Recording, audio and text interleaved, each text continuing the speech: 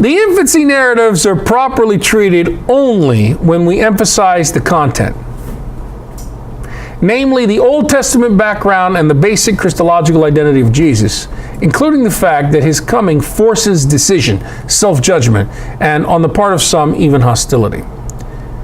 This modern approach, therefore, that we need to implement here at this parish and in our homes avoids both the fairy tale Disney World element that was raised when we start questioning these things, like, well, did it happen exactly like this? And, you know, it actually gets, when we start raising those questions, it starts getting critically reflected. But the question, right, if it's not historical exactly as I understood it, that question, then it's worthless. No, it's not worthless.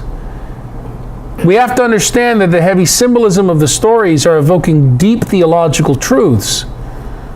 So that, but in order to get there, you have to kind of come away from a childish Christmas. I'm sorry. An over-sentimentalized, baby imagery-laden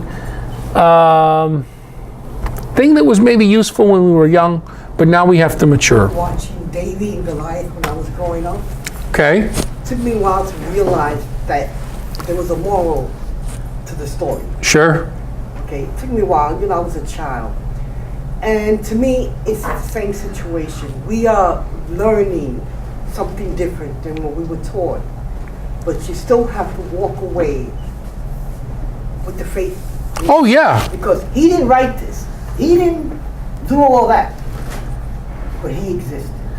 So they had to make him, because of our society, all the way up there. They did it their own way. Yes. To honor them. With us, because we're Americans, we were brought up in the traditional value of Catholics and all that. You just can't let this take away from how you feel about God. No, you shouldn't. How you feel about. You shouldn't, but it should shape and mature that feeling. It should age it like a good wine. It should help us have a better understanding of how these stories came down to us. And it should also get us to come back to what the meaning of Jesus is. It's not just the feeling of Jesus. We can't just stay at the feeling of Jesus. We have to get into the meaning of Jesus and ourselves. That's why people, by the way, feeling is great for that, helping that, but so is reason. So we need the full package here with the church, with the magisterium of the church, in the tradition. We're not going to get rid of our Christmas creches, right? But shouldn't we be able to say, the star is from Matthew, this angel's from Luke, these shepherds are from Luke, the manger's from Luke, Joseph was emphasized in Matthew, Mary was emphasized in Luke, these magi are from Matthew. Shouldn't you be able to do that? And then more than that, more than just fact, that sounds like trivia night, more than trivia night, to be able to say why that is. What was Matthew going for here? What was Luke going for here? And shouldn't you be able to do that in your family than just having a sentimental, because otherwise it's just sentiment, folks. It's just sentiment. Yeah, Joe. What is canticle? What does it mean? Song, a very ancient way of saying song. Just like we say calyx or chalice, you know, and I really don't like that translation, chalice, because I went to Indiana Jones and the Last Crusade. And Indiana Jones and the Last Crusade, George Lucas and Steven Spielberg taught me something very well. They said that he doesn't drink from chalices. Jesus doesn't drink from chalices. He drinks from a cup.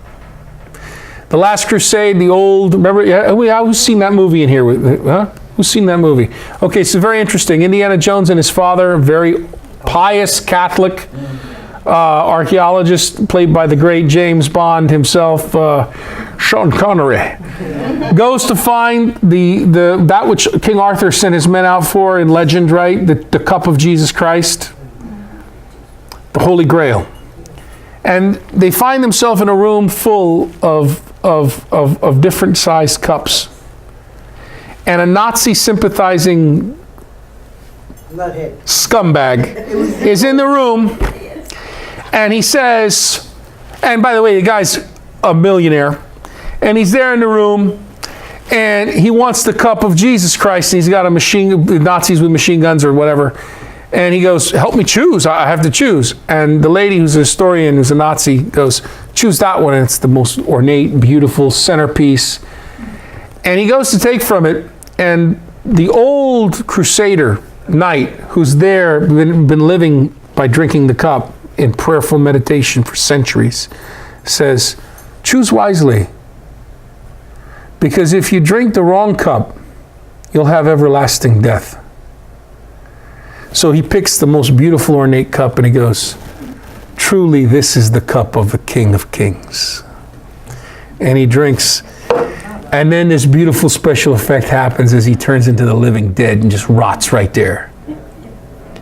Now, Sean Connery's character had been shot, so they have to heal him. So then Indiana Jones looks and he finds this little tiny humble cup. This is the cup of a carpenter. And he takes the water and he pours it on the wound, and the bullet wound goes away. Because he remembered saying. He remembered the saying about the humble. Being the humble, right, the penitent man will pass. And one's humble. That's right.